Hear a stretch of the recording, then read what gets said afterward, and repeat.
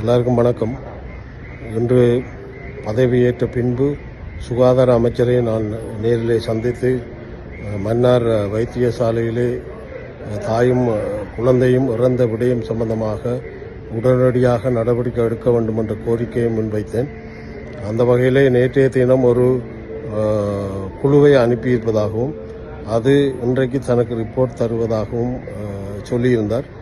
ஒரு நீதியான நியாயமான விசாரணை நடத்தப்பட்டு அந்த தாயும் குழந்தையும் இறந்ததற்கான சம்பந்தப்பட்டவர்கள் தண்டிக்கப்பட வேண்டும்.